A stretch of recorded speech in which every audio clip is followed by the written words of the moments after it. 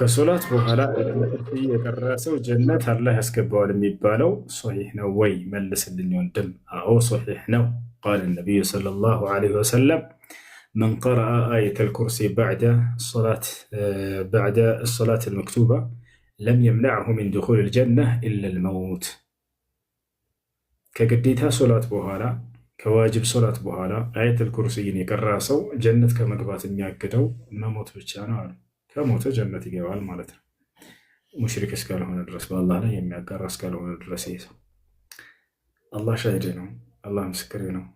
ልንገራችሁ ብዬ አይደለም፣ ግን እንዳው ሌሎችም እንትን እንድትሉት እንድታደርጉት ነው። ይህን ሀዲስ ከቀረበበት ጊዜ ጀምሮ እስካሁኑ ጊዜ ድረስ ዋጅብ ሶላት ሰግጄ አየተል ኩርሲይን ያልቀረበበት ጊዜ የለም። ይሄ ሀዲስ ከሰማሁበት ጊዜ ጀምሮ ገና ህፃን እያለሁ ነው የሰማሁት፣ ልጅ እያለሁ ነው የሰማሁት። መን ቀረአ አየተል ኩርሲ በዕደ ሶላት አልመክቱባ ለም የምነዕሁ ሚን ዱኹሊል ጀነ ኢላ የሙት። አትተውት፣ ሁሌ እኛ ደካሞች ነን፣ የኃጢአት ባለቤቶች ነን። ስለዚህ መልካም ታላቅ ምንዳን የሚያስገኙ ነገራቶችን በሰማን ቁጥር እነዚያን ሸምድደን መያዝና ማድረግ አደራ፣ እንርሳቸው።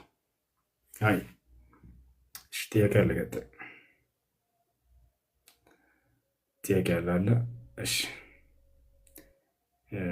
አድሚኖች በተራ አስገባቸው። ጥያቄ አለ ካለ፣ ከሌለ ሰነቅረኡ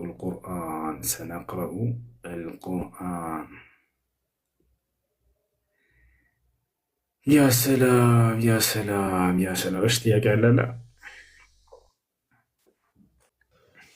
እሺ ከዚክርና ከአየተል ኩርሲ የቱ ይቀድማል? ዚክሮች ይቀድማሉ።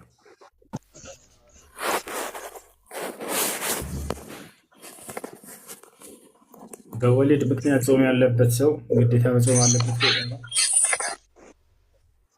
መስገድ ጀምረን ውዱ እንደሌለን ካወቅን ምን ማድረግ ነው ያለብን? ቶሎ ብላችሁ ሶላትን አቋርጣችሁ መውጣት። ኢዛ አሕደተ አሐዱኩም ወሁወ ፊ ሶላህ ፈልየንሰሪፍ ወሊየተወደእ። አንዳችሁ ሶላት ውስጥ ነው ውዱ ከፈታ ወይም ውዱ እንደፈታ እንደሌለው ካወቀ ወዲያው ሶላትን ያቋርጥና ወጥቶ ውዱ አድርጎ እንደገና ይስገድ ብለዋል። እሺ